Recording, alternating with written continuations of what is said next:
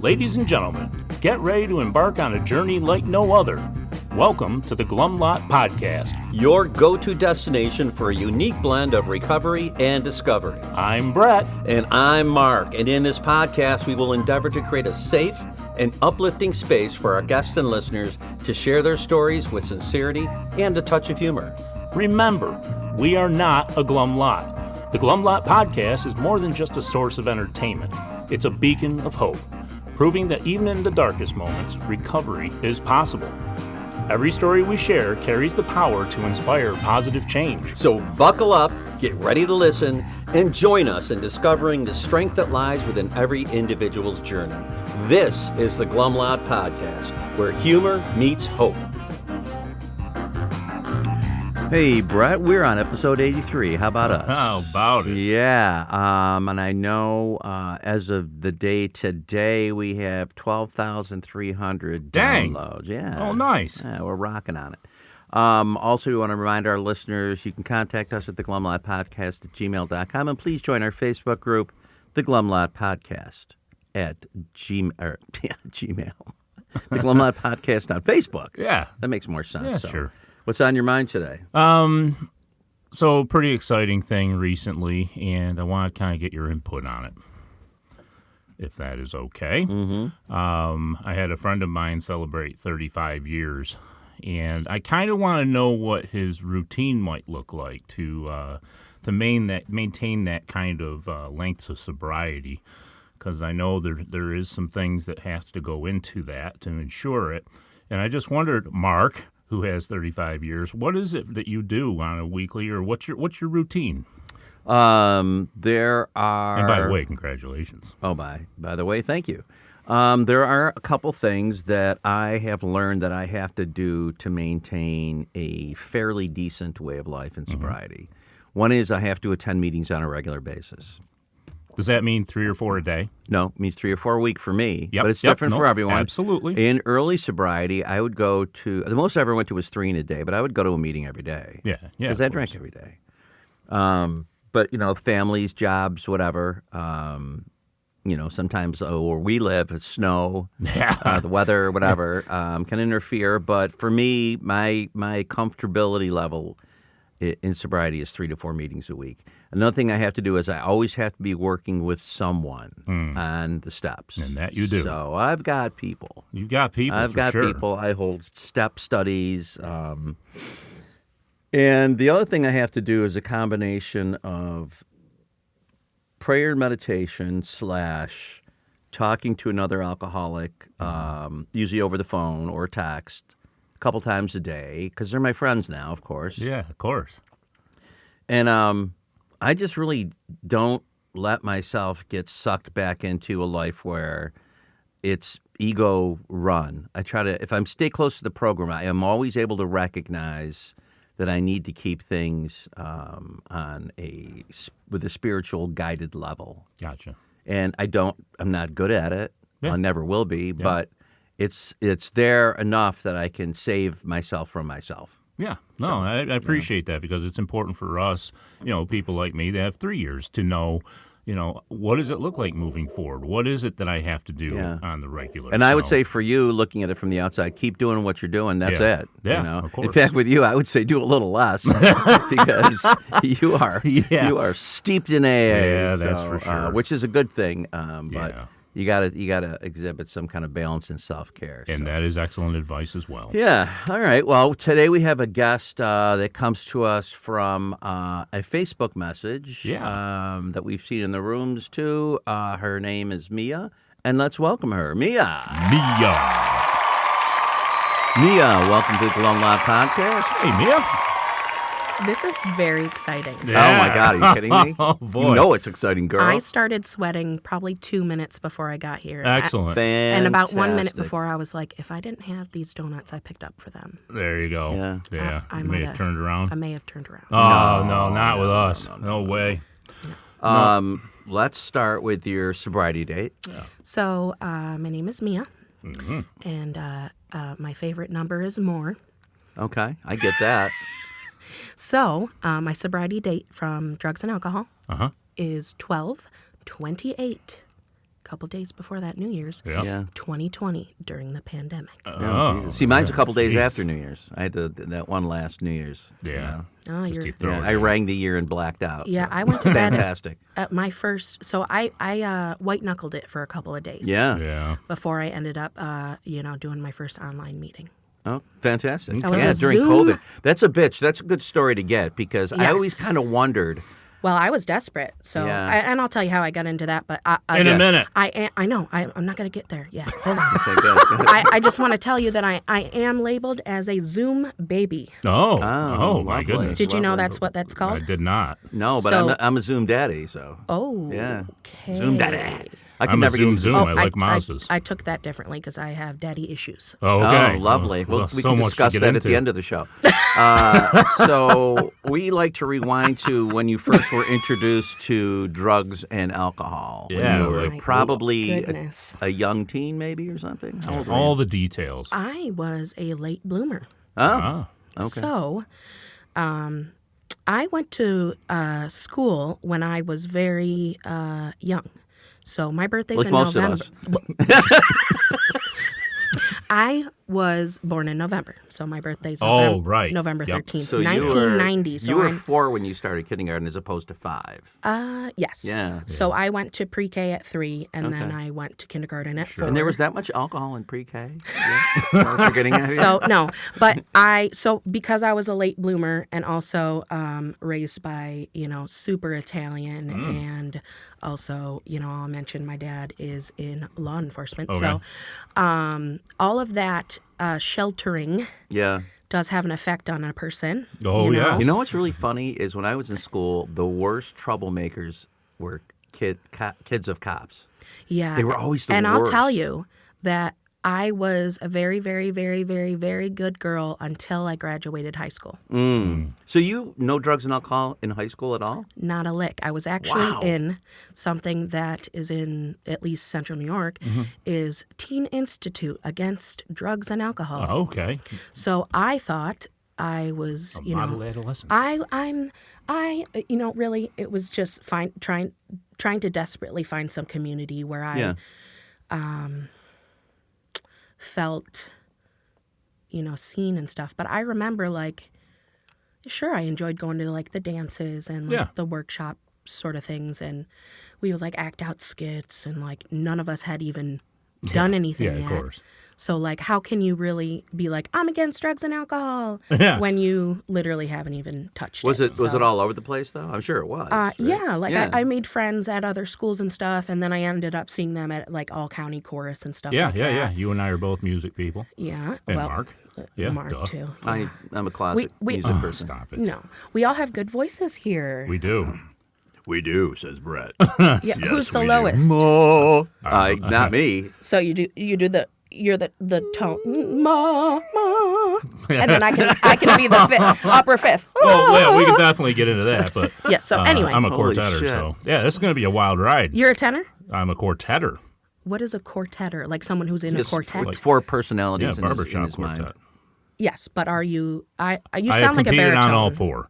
But anyways, This is so a sobriety podcast. we digress. For Christ's sake. I digress. So yeah, we were involved in musical stuff. So, and- but you get out of high school. And so I did not get my license until 1 week before I went to college, Wow, you really were a late bloomer. and a procrastinator. Ah, Also, in yeah. high school, when I'm hearing about middle school friends and high school, well, I didn't have any friends who were actually doing that much. So in middle school and high school, first of all, I got bullied really bad for my weight from first grade on. So that started very early and caused a lot of issues with my self-esteem and confidence. But also, who wants to party with the cop's daughter? yeah, right. Maybe well, the in my school, they always had the best weed. maybe the cop's son, but the cop's daughter. True, yeah. Very different that's- situation. I get it. So 1 week before college, I went to the DMV and I got my license. And on the way home, I'm driving on our dilapidated little highway above the city. Mm-hmm. And there's that merge there. And I almost killed me and my mom because we almost got crushed by 2 semis. And she wasn't like, hey, this is coming up and it's the most horrible spot in Central New Yeah, York. where you got to do the switch So, over. yeah. So luckily got my license a week before college, or mommy would have been dropping me off at college. Yeah.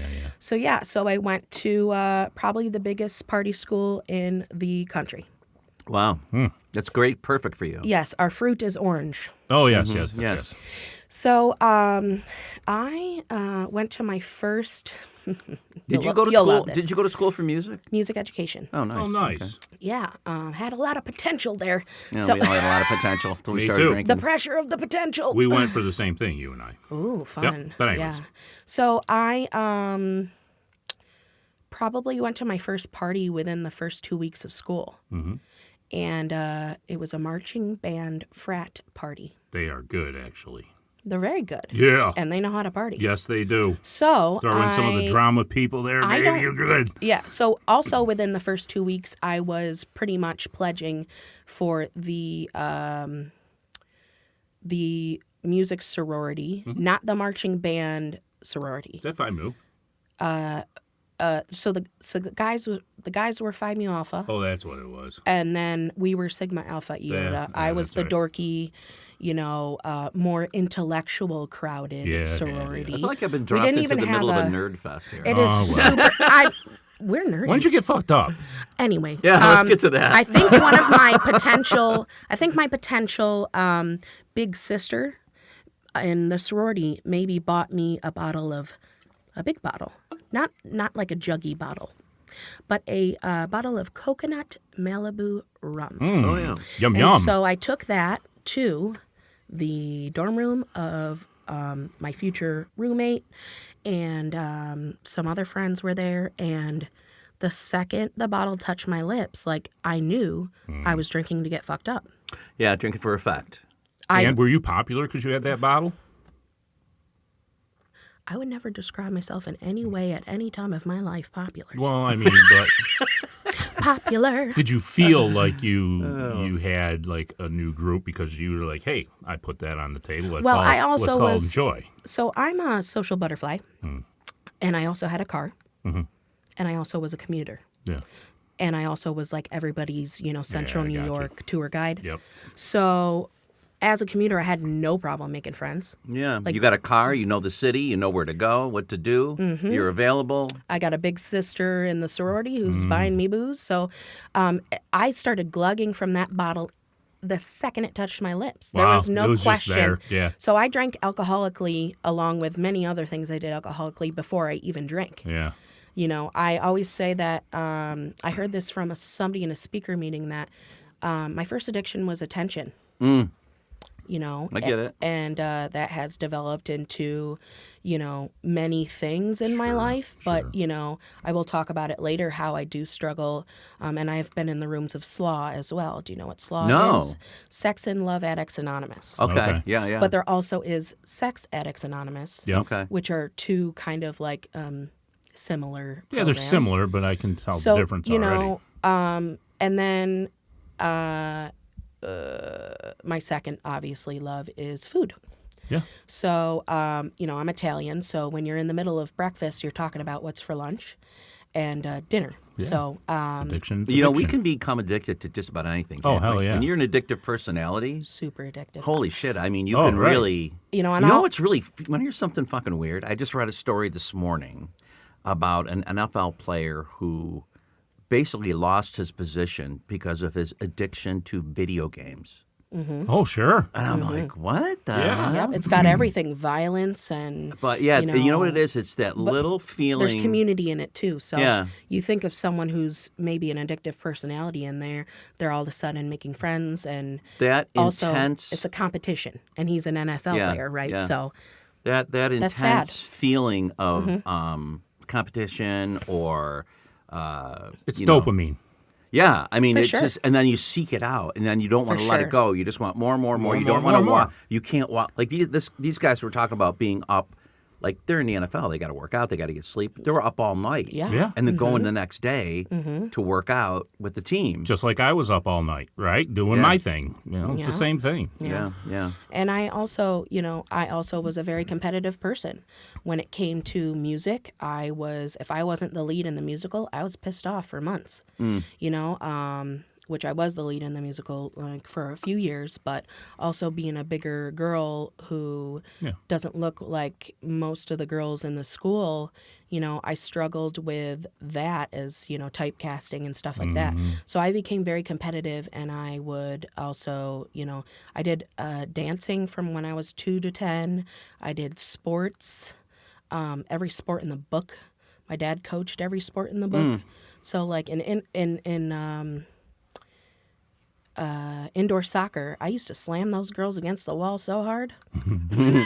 So it's probably there's no checking in indoor soccer. Oh, it was intense. I mean, I remember saving a goal, and the girl was so pissed off because I had what's it called when you dive and you land sideways? I have no clue. A diving land. A diving land. Anyway, so I landed and I saved the goal, and this girl is so pissed off. She kicks me right in the ribs a couple of times, and I'm like, you know, Like, you know, bitch. I was. Then your say that, earrings came off, and Oh yeah, took your weave off. Yeah. You were ready to go. I'm Italian, so Yeah. I probably could. You have a natural little weave. Bit. I have a natural weave. It's funny. So going back to like not accepting myself a lot, which was an issue, and that's why something that really led me to drinking and drugging is that. Like 7th, 8th grade, you know, a lot of shit was going on. You know, first of all, I'm a millennial, so my life was very much affected by 9/11. And also the same year that 9/11 happened, my dad, who was in law enforcement, also got into a shooting. In which, thank God, you know, he didn't get shot or killed or anything like that. But so that was one of my first really connections with God. When my dad got in his shooting, I got to my knees in the bathroom, and we have like a big like mirror. And so I just got on my knees and I just thanked God that he was okay. Sure. But, you know, so all of that said, you know, 7th, 8th grade, I'm having my mom straighten my hair every morning because all these girls had straight hair, you know. And I already felt like I didn't fit in for my weight. And then you add in, you know, I went to a very, let's say, non-diverse school. And also only about 25% we were near the Onondaga Reservation. Okay. So I was one of the few who wasn't native, but also had very dark skin. So, you know, because I'm Italian and definitely Southern Italian. So I felt like I wasn't exactly Caucasian, but I knew I also wasn't black. So like it almost became a joke in the school that I was like the token black girl, but then I didn't identify with. You're like, I'm Italian, for God's sake. I'm Italian, you know. So it was confusing, you know. So I had curly hair. Especially I hated. as a kid. Yeah. I had curly hair. I hated. I was getting bullied for not only my weight, but like because I was Italian. Like you saw, I already like touched you on the arm. Like I was very touchy feely with everybody. So then, you know, girls are starting to, you know, like be like, what are you, a lesbian? And I'm like, no, because that, you know, it was complicated. It is complicated. Because I had a different culture than everybody else. Yeah, and when you're a kid, kids desperately want to fit in. Yes. And for somebody who visually doesn't look the same, it becomes a fucking issue. Yeah, then I like would act out every time I got bullied. So then they bullied me even more. I was fun to bully. Absolutely. But then I would stand up. Yeah, I got a real quick response. Exactly what they want, those narcissists. And then you know, it's funny because the kid who bullied me, our families knew each other because he was Italian too. And I remember like, you know, like my great uncle had passed away, and he had taught me how to play gin, ironically. Not gin rummy, gin. Okay. So I learned how to play gin at the age of like 10 with, you know, Rocky and Rolf and Uncle Frank. Yeah. You know, so Rough and Putty. Yeah, and so I'm playing gin puss. and I'm becoming a card shark. Yeah. And I became very close with my great Uncle Frank, and he was like a grandfather. So when he passed away, that was my first big loss. He probably passed away when I was like maybe 11 or something. So I remember being 11 and I walked in and this kid just like walks by me in the hall, and I remember like, it's so funny, these traumatic moments in your life where you're like, you can feel yourself, you know, in that moment, you can like see it. So I'm holding my trumpet and walking into the music room to put my And he goes, hey, Mia, heard your Uncle Frank died. No. And then I went upstairs after that, and I was so upset. I had my head in my locker crying, and my best friend Caitlin was like, rubbing my back.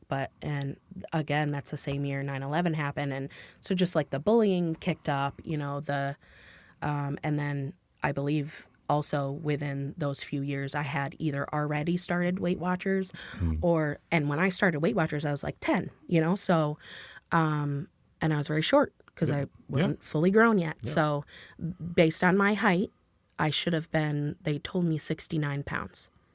And at that point, I was probably maybe like 140 or something. Yeah. So that's a big weight loss and daunting for a child. Yeah. And also, as soon as you start restricting someone, and I felt like I was already restricted by being everything else. Yeah. So, Just another thing that I'm not good enough at. Yeah, exactly. Yep. So I probably got down to like 112 by like 6th grade or something.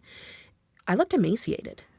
Like It wasn't healthy. It wasn't realistic. It wasn't realistic. Yeah, and then I'm like, well, I'm 112. I'm still, 42 pounds overweight, 43 pounds overweight. Yeah. So it's like I didn't look great, but I had a very round face, and that's why I looked emaciated, because I'm Italian. I'm supposed to be curvy, So well, also all these issues were all happening at once, and I felt like the issues at school were very traumatizing, and Italian culture has a certain way. I won't get too deep into that, but I also live next to my grandparents who were not in my life past around that time because there was some abuse there. I would go to camp with my grandparents, and my grandmother would restrict my food to the point where I would have a friend with me who came to camp with us, and she would, in the middle of the night, go get me snacks because I was like starving. So, and she would a lot of childhood trauma. Outwardly call me fat, my grandmother. Yeah. And then I remember getting in between a fight between my grandfather and another adult, maybe my uncle or something, and they were arguing about like my cousin or something. I got in between like, hey, everybody calm down, stop screaming. Mm-hmm. My grandfather picked me up. He was a very strong man.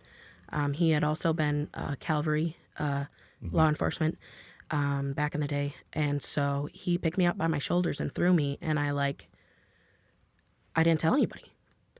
I also didn't tell anybody a lot of stuff that was going on. Right, you kept a lot of it in.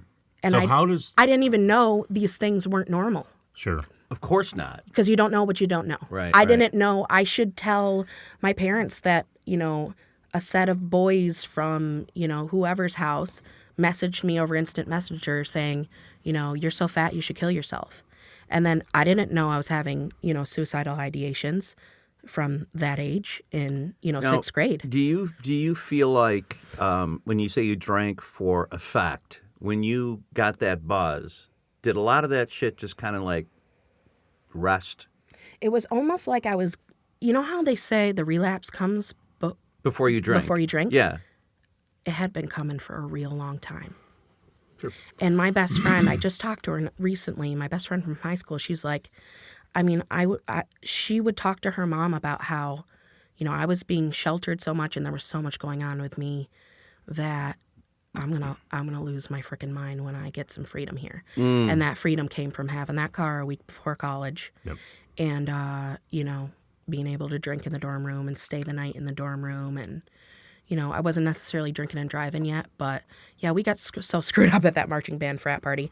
I mean, we were drinking, what's it called when you drink it out of the, basically the garbage pail? Oh, yeah. Jungle I have that same. Jungle Jungle juice. juice. Yeah, So, Wapatui I had it as. Yeah, I'm lots of- probably, Yeah, I heard probably. we're passing the bottle around. I'm probably taking 3 or 4 shots immediately, the first time I ever drink, and then I'm going to a party and having, probably 3 or 4 bottles glasses of red Solo cups of jungle juice, and then I don't know. Oh, and then the cops busted the party. Sure. And I left with my hand over my face because I was like, they might know me. Yep, Yeah. yep. At what point do drugs enter the picture for you? Within the next year. So I started drinking at the very end of being 17, so 2 months before I turned 18. And then, my friends threw me and my other best friend a surprise 18th party because we had the same birthday. And, music school is so funny. You know how many boys I fell in love with that were gay? Oh, sure. Gotta love it. Oh, So- yeah. I mean, yeah, of course. Of course. Yeah, me So too. you're doing it. You're we doing it connect wrong. on that emotional level. I understand. You're doing music school wrong if you don't fall in love with a gay man. It's pretty Right, much, right. Also, you got to get the tattoo of the treble clef with a heart in it. Yeah. So yeah, You can't graduate without that. Yeah. Forgot about that. We have our stuff. prerequisites in this Oh, music my school. God. So yeah, I got one on my ankle, and also I Nice. have my piano socks on today. Yeah. So yeah, I smoked weed for the first time when I was 18. One of my high school friends who was younger than me, she brought weed over. We smoked it in the attic of my apartment. When junior year, I at the end of being 18, I lived in the ball pit house with two of my best friends. Mm-hmm. The ball pit house was a very popular. Say you lived where? The ball pit house was the party house for the music school. Okay. Shockingly, we only had 3 parties that first year. Was there a ball pit?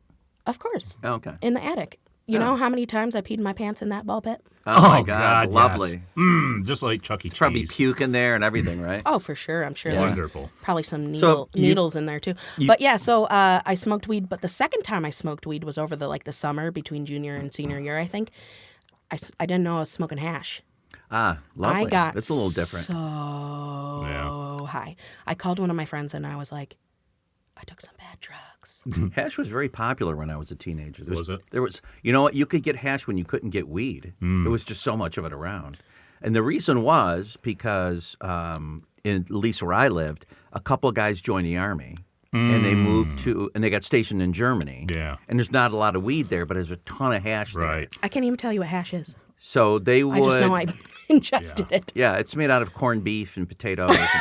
And so what these guys would do, they would buy these giant scented candles, and they would hollow them out and pack them with hash and remelt the wax on them, and send them from the military post office, to people over here, friends over here. And it was foolproof. Wow. So all the dealers over here were the kids that I knew. Everybody was buying candles. They would have, they would always have, their houses would smell lovely, and they would have a ton of hash to distribute. That's insane. Yeah. But anyway, so did it lead to any harder drugs for you? Yes, it did. Do tell. Shockingly, so I did during college. I knew I was struggling with depression and panic attacks. Mm-hmm. Really bad ones. Yeah. And so, one time I had one in front of the whole music school office. Yeah, or that's a whatever, real and deal, man. You think you're dying. I thought I was, Yeah. dying. So those happened many times, and I got on some. The first drug they probably put me on when I was 21, and also when I started going to therapy was maybe Zoloft or something. Yeah. And then I, multiple mental health medications, a lot of weed, a lot of binge drinking. I would say I wasn't drinking, which is every day. always recommended when you're taking, Of course, yeah. mental health. Yeah, and then driving drunk. So, Yeah. but I had my little line that got me out of trouble was, "I'm sorry, officer. My father's a police officer. Right. I know better." Yeah. So what was your what was your next step? Yikes. So after, I would definitely count. I think the wax or dabs is Dabs, very yes. different than So that's like weed. THC, right? pure. Yeah, And then with waxy that substance, comes and you probably yeah. I don't know what it's called, but maybe moon rock or something. I don't remember, but it was Man, I'm getting an education. it now. was it was pure keef around the dabs. Was it like a bath salts kind of thing? No, keef is the top of the grinder or the bottom of the grinder where all the fine powder From what? Though? from grinding the weed up. Oh. Okay. So all that fine powder, it almost becomes crystallized at one point when they put it on the. So it's like a weed. I used to dingleberry. know. I went to school with a kid that had a speech impediment whose name was Keith, and he no, would this say, is- Oh, and you he would son say of a bitch. Keith. Oh, Keith. So we started calling. God. So Terrible. Well, we started enjoyed calling him having you Keith. as an audience. Yes, for thank the you. Glum Lot Thank No, Podcast. but we started calling him Keith. Honestly, yeah. It became his name, ironically enough. So anyway, so after that, and me and my boyfriend of like almost 4 years broke up. He had epilepsy. And so we break up and I go crazy with boys and weed and drinking and all this stuff, jumping from job to job to job to job to job. And, because of course when I graduate with my master's degree, I think I can just like do whatever the hell I want now. Right. Because on paper, I look good. Right. But in real life, You're unmanageable. I'm so unmanageable. So when I was 28 and my mental illness was so horrible and undiagnosed, I went to a popular gay bar around the area because at the time I was struggling with my sexuality and I basically was like coming out as what I say is pansexual, but it's easier to describe as bisexual. But I consider myself pansexual. So I was really struggling with that. And so I went to this gay bar with literally a waitress I met at Denny's in the middle of the night. We had hung out once at Denny's while she was working. So, like, I met her once. Yeah. Right. And when I showed up at Denny's, I had bruises all over my face, and she thought I was a battered woman. I had done that to myself in a panic attack. Slapped and punched the shit out of myself during a panic attack after, a boyfriend dumped me. So, he dumped me a week after I sang at his grandma's funeral, by the way. Wow. So I I got drunk at Trex, and I was like, what'd be a great idea? Going up to a random stranger and asking them if they have cocaine. Oh, okay. So, I found a girl who might look like she might have cocaine. Which it's funny when you Must be she looked like she was eating some powdered donuts. Is that it? No, a little bit of racial profiling, I would say, is in there. Okay. Sure. So, So you tried cocaine. tried cocaine off of the back of a toilet, the top, not the bottom, Yeah. with You have your standards. with that girl. Yeah. I shared it with her. I probably spent $20. I don't Yep. even did know a how couple much was lines. in there. Yeah. I did a fat rail for my first, line. And then I didn't want to do too much, so I gave one to a random, drag queen, and then the lady I bought it from. So after that, I see this guy who I had happened to say something really super inappropriate to over Facebook Messenger, who I didn't even know, just because he was like hot. Yeah. So I was like, hey, you want to, And he was like, no, random stranger, but maybe I have a friend for you. And so he hooked me Maybe up with I have his... something even more random for you. I hooked up with his friend. And so him and his friend see me at Trex. And this guy comes up to me and he goes, oh, you're that crazy bitch. And I said, Yep. he turns around to walk away after he said that. And I pinched his butt to be facetious, but also, that's freaking sexual assault. You can't just pinch somebody's butt because they make fun of you or call you a bitch, right? Wait, you can't? Bye. No, boy. Damn it.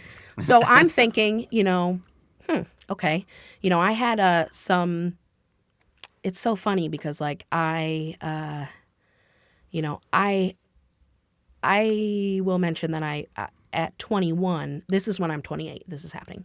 At 21, I had lost my virginity to sexual assault. So it caused a lot of problems with sex and love Yeah, sure. after that. So then I think it's okay to just pinch this guy in the butt, of course. because, he's a man. So what happens? And he turns around and he pours an entire beer bottle on me Oops. over my head. And you know what my crazy ass does? First of all the lesbians went crazy. They're like, reacting, like screaming, and like seeing a man pour a beer over a woman's head at a gay club. So they're ready to kill this guy. So they're ready to kill this guy. And I pat this, pretty butch lady next to me on the arm and I say, you got my back? And she's like, fuck no. Jesus. So what I do is whip my hair around and whip all the beer off and I'm feeling fly at that point. Mm-hmm. You know, I've just done my first line of cocaine. Who knows what was in there? I was high on weed, and I'm drunk. So I wait a few minutes to calm down so I don't like get an assault charge, and because I already pinched his butt without consent. And then I go over to him and I just throw my drink on his face, and I don't know what happened to the glass. I think I was still holding it. They just started dragging me out, and I got banned from the gay club. Wow, look at you. And I went out, and it gets worse. I went out to the car. I decided I was going to call the cops and basically over-exaggerate the tip of the beer bottle when he poured it on my head. It did touch the top of my head, but it didn't hurt at all. So I'm going to call the cops and say he hit me over the head with a beer bottle. So before I do that, I eat the weed in my car. Eat it. Have you ever ate like just straight flour? No. I haven't. No, it's not a good time, I'm sure.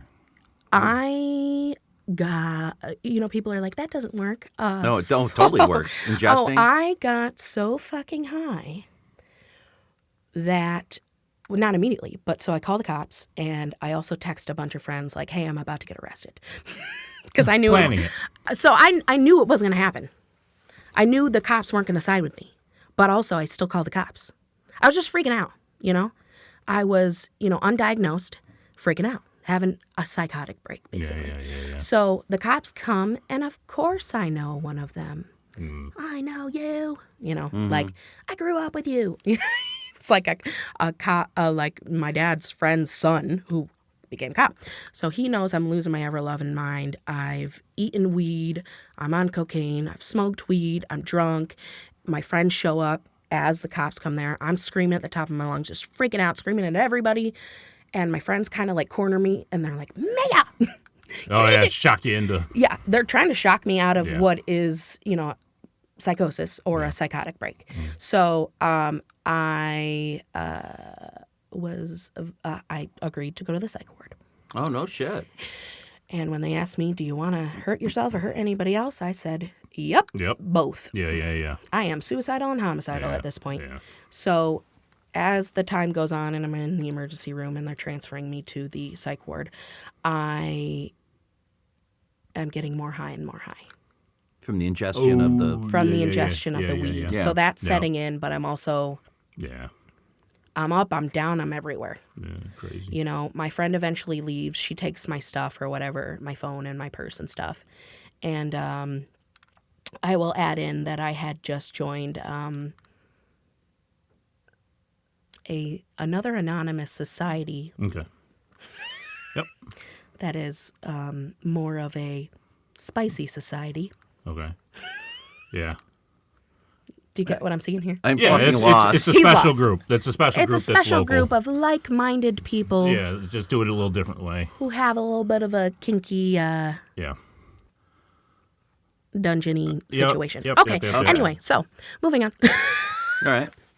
So I have to because we have an hour program. Oh, I'm sorry. No, and that's okay because we can certainly get into this, right? Yeah. I mean, but I don't want to miss the part where it goes totally shit and you're like, I'm done. And then I want to hear some of your... So I'll speed up to basically I freak out in the psych ward, run around naked, just like crazy stuff. Get tackled, put in the padded room, get diagnosed bipolar. Yeah. They just throw it at me. They just say, the next time I talk to like a nurse or doctor or whatever, they're like, yeah, you're bipolar. Blah, blah, blah, blah, blah. And I'm like, wait, what? Say what? Yeah. Also I'm waking up after them giving me Haldol like 2 days after, and like I wake up to, my sister, my dad, and my dad's like current partner in the law enforcement all sobbing over me. Yeah. And I'm like, I hear their cries. Were You know like, what I mean? I'm fine. I literally wrote my first song about this. So I literally said, I'm fine. That is what I said. Of course. I'm okay. Everybody does. Yep. And so I just lie and say I'm fine. They put me on an incredible amount of mood stabilizers to take me out of that psychotic break. Sure. But little did I know I was supposed to stop. So they were giving me shots and a pill.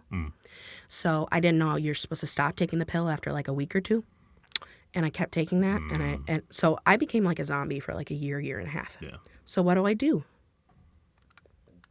I turn into the biggest cocaine addict. Yeah. Yeah. I throw in a bunch of mushrooms. So you I'm just throwing in- you just become a garbage head at that point. I'm throwing in. I did a lot of what's the hippie crack called? Nitrous. Oh, Jesus. Yes. And actually, out of all the things that I really liked to get fucked up on was the nitrous. Yeah. Because it made me so freaking dizzy. I mean, I was doing ketamine. I was doing Yeah. you And name so it. at what I'm too fat to do heroin, so. Okay. At what point does the idea of this is a problem, I need to try to seek some kind of recovery come into your life? Like, is there a point? After I had become a drug dealer.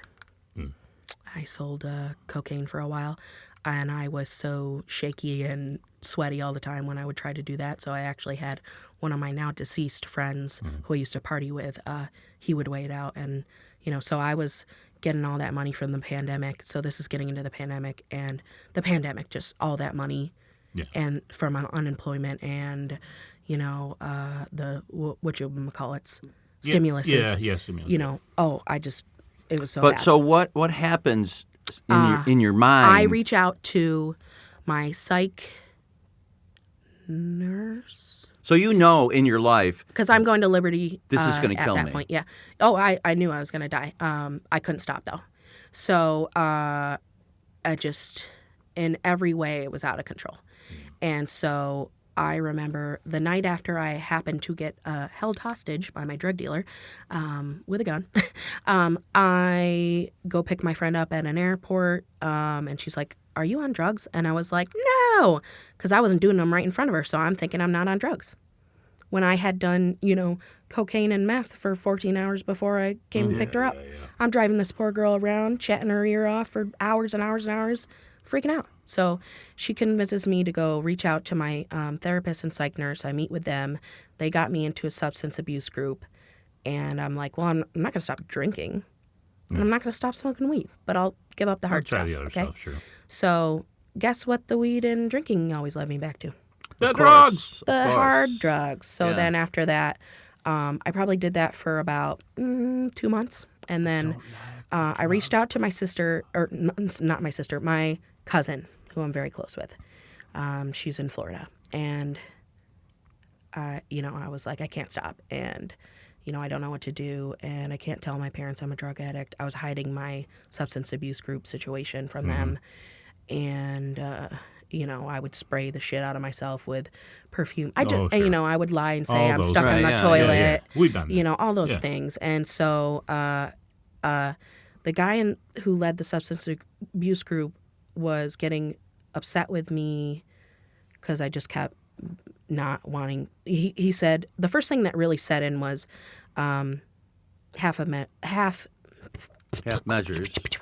half measures avail us nothing. Yeah. And so that set in. I talked to my cousin. She hooked me up with a friend over the phone who was in Long Island. He had been a heroin addict and found a home in AA because he also had a problem with drinking. So he talked me into going to a Zoom meeting the next morning, and now I'm a Zoom baby. I think the next day I got my last drink was December 27th, and I had literally half the martini, and I was like, well, what's the point? Nice.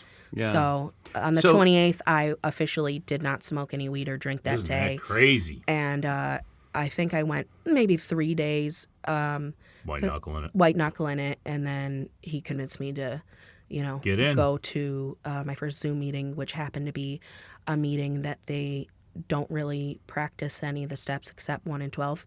Oh.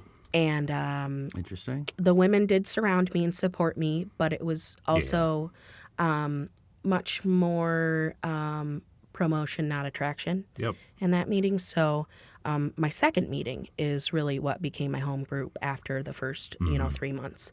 But in that first, the lady who I asked to be my sponsor, I didn't know to ask. You don't know what you don't know. That's right. right. Yeah. So I didn't know to ask, any have you program? been through Yeah. the steps? She was on step 1 and she had a year sober. You know, so not the best choice of sponsor, but We just talked about this not too long ago. and every time I'd call her, she just said, pray about it. I didn't even realize I had a bottle of Lambrusco over my fridge for the first month I was sober. I didn't even notice it or whatever. And she was like, you need to pour that out. And I was like, well, why? What if I want to cook with it? And she was like, pour it out. So I'm pouring out the Lambrusco, and I'm like, Hi, Milo. Yeah, Milo hasn't made an appearance in a while. I know. Our next guest is Milo. Yeah. So yeah. So you're going to these Zoom meetings and no live meetings, right? No, not until maybe, I don't know when we could go back to live meetings. I think it was 2, 3, 4 weeks after I actually started. So I feel like we didn't go back to live meetings until at least February or March. Okay, they open back up. Some of the churches open back up. Yes. Answer me this, because I can't do Zoom meetings. I just don't make the connection. But if you gotta, you will. yeah, I guess. I mean, what was your experience with the live meeting? Was it like, oh, this is very different, or was it the same? So, I mean, the most important thing I ever heard was from someone who didn't look like me, wasn't the same race. He's 90 years old. Well, he's probably 93 now, 92. And, he always says, he loved drinking. And the thing is that, I was identifying as an addict when I came in. Yeah. Because I didn't think I had a problem with alcohol because I was comparing myself to a lot of other people. And also just I've never blacked out. I've only browned out. And I don't even like the taste of liquor. And I just can't drink safely. And I do have the desire to stop drinking because it'll lead me back to drugs. And so I just refused to identify as an alcoholic until a year and a half into my sobriety. Somebody was just think about it like this. Normal girls don't drink 4 doubles and then go buy all the cocaine they can get and blah, blah, blah, blah. Yeah. So I realized, no, I'm an alcoholic. And also, normal girls, people don't count people's beers from childhood on. Yeah. Normal people don't immediately start drinking alcoholically and, boot and rally. Yeah. So you recognized in yourself, yes, I have a problem with alcohol. I have a desire to stop drinking. I belong here. Yeah, probably not until 2 years into sobriety, and I still struggled with it for the next year. And once in a while, I'll be like, I'm an alcoholic, and I'll feel like a fraud. Yeah, and you know what? A lot of times the use of illegal drugs seems to overshadow and diminish the fact that you're an alcoholic. I know there's one friend that I have that was a crack addict, and he kicked the crack and then thought, well, I kicked my problem, and he started drinking, and it always let him back. Yeah. And then he's like, holy shit, I'm an alcoholic. Yeah. But it took a bit, like you say. He gave me my first big book. Oh, okay. So it's the same guy. Yep. He's been on the podcast. His name's Mike. Yep. And I didn't know he was on the podcast. That's not. Yeah, I've probably listened to it. He's great guy. I'm still getting through it. I'm halfway through. Oh, it's all right. So yeah. So he is amazing, and Love Mike. It's funny when I saw him on my second meeting. It was the same meeting as that 90-year-old guy said, "Take back what the drugs and alcohol took from you." There you go. And that was on a Zoom meeting. And also I saw Mike on the Zoom meeting too, and this is my second meeting. Your most important meeting, right? Yeah. So he and I happen to know each other from church. So I was shitting my pants. I saw somebody I knew in my first meeting. I saw somebody I knew in my second meeting. And I saw somebody I knew in my third meeting. I shit my pants in church once. I was sitting in my own pew. Listen, Stop. Sorry. I just got back. I had, by the way, Milo is no longer with us. I'm sorry. Oh, buddy. But that was a little much. You laid him to rest? He is done. Oh, no. Anyways, yeah. It's funny. Cocaine's a hell of a drug. That's something I learned from that, is that you will shit your pants. Yeah, eventually. Or pick your chance. Yeah, or you'll just grind your teeth down to nubs. So yeah, that was my thing, grinding my teeth. Sobriety, I would say the thing that I love most about sobriety was a moment I had the other day. I was at seeing Wicked with my 2 nephews and my sister. Mm-hmm. And I'm always super aggressive with loving on my nephews because I'm Italian, and I'll say stuff to them. And my aunties would always say you're so cute, I just want to fry you up and eat you. And they grab your cheeks and they hug you, and it's just too much. Well, I do that with my nephews, but I'm realizing I gotta chill out because I'm They'll be they're- like, oh no, she's here. oh no, but they run to me, they hug me, and so my nephew tapped me on the arm and took my hand during the movie, There you go. and I was like, Yeah, that would be me too. Now, I know. and that is something that's important to me because I have an old picture of myself high out of my mind holding my nephew, Yeah. and that's upsetting to me. That's Sure. I have all these crazy pictures and videos of what I used to be like, and that's the one that really hurt me the most was seeing, I could tell I was not smiling. I had my face like buried in his neck, and he was cuddling my neck. Yeah. And I was holding him. I think it was at like Carrabba's or something, and you could just see me looking at the camera, and I am like dead. Yeah. I'm dead inside, shell of a human glazed being. over. Now, you talked about in our Facebook Instant Messenger conversation, you talked about 6 and 7 Oh my god! and how they're very so- important to you. Can you talk a little bit about this before we have to close out? Sure. Drop the Rock was a great book. Yeah, man. I am about to read it again with a friend. We're going to go through it together. But my second sponsor and I went through that together. And that was basically how I did step 6 and 7. So I didn't do it the way of the big book the first time. So the second time I did it, I was like, He's back. he's back. He's back from the dead. So basically, I realized like in the last month or so, I have been struggling with, I don't know where to go back to. So when you are struggling with step 8 and 9, you got to go back to 6 and 7, right? Yes. Well, I'm thinking, I need to go write my whole life story in the middle of the night and go back to step 4. No, so that wasn't right. So I really prayed and meditated on this and ended up back in 6 and 7. And I realized, I struggle with a lot of things like, mental health has a lot to do with, we have a friend, Melissa, who she has a tattoo that says sobriety, spirituality, and self-care. Right. So if something doesn't serve my sobriety, spirituality, or self-care, I need to get my shit together Yeah. because it's going to lead me out, Love it. So I need to focus on, like I simplified my life in the last month. I really did. And I got back to the basics. Good. Meetings, Yep. don't drink, pray if you can. Yeah. And, I mixed in some meditation. I mixed in a lot of self-care. And I also backed off from certain things that weren't serving me, certain meetings, certain groups of people. Yeah. Even if they're sober, I'm trying to surround myself with people with a little bit more sobriety than myself. Yeah. Because if I hang out with somebody who, say, is lying about being California sober, that's going to seep into That's my permission, life. essentially, right? It could be letting little permissions go in because they aren't. And I don't realize that they are doing that. And then Yeah. I'm like, why is this person acting like this? And then I'm like, Ever since we got legalized, it seems like there's a lot of that going around. Yeah. You know? I will tell you, that was my first love. Of course, I loved drinking, but like that was my first. That's truly something I thought I would do the rest of my life. And I'm a singer, Right. so I should not be doing that. And also, I got something called cyclical CHS, cannabinoidus hyperemesis syndrome. I had it for about 9 years. It's basically cyclical vomiting syndrome. I have erosion of my esophagus that's really Yeah, bad. you can't be doing that shit. And it's I have from smoking weed. yeah, the salt-based fertilizers build up in your system, basically. You know what? And you get violently, cyclically ill. They call it, my teenage kids call it a green out.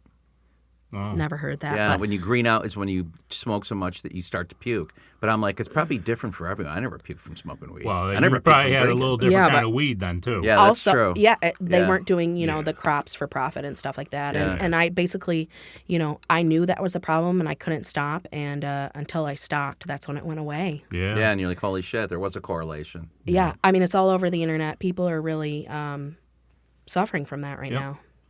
Well, I know one thing. It's very addictive. I love that you brought up that thing that Melissa says. I've forgotten about that. Yeah. She's a listener. She's going to love hearing that. So Well, Melissa means a lot to me. I call her when I'm feeling like I need a second sponsor, basically. Yeah. And I would say when shit hit the fans, about 2 years ago, and I had 4 surgeries in a row. My favorite day of those 75 days in the hospital is when Melissa came, and she didn't just check a box and come for 20 minutes and leave. She stayed for probably I hear 7 ya. hours. I'm going through some stuff right now. She was the first one to visit. Yep. So, Yeah. yep. So I know, and I had said that, I think, to your wife on Facebook, like, you see who shows up and shows out for you. Yeah, that's right. Yep. True. Yep. So I'm very Awesome. blessed. Yes, we are, aren't we? Speaking of shows up, our show is up. Yeah. Well, thanks, guys. This, Yeah, this meant a wonderful. lot to me. It helped Yeah. me process kind of Well, it's some stuff. Great guest. So glad to have you. Great story. Yeah. And Keep singing. you keep Thanks. singing. Yeah. And until next time on the Glum Lot Podcast, I'm Mark. I'm Brett. And I'm Mia.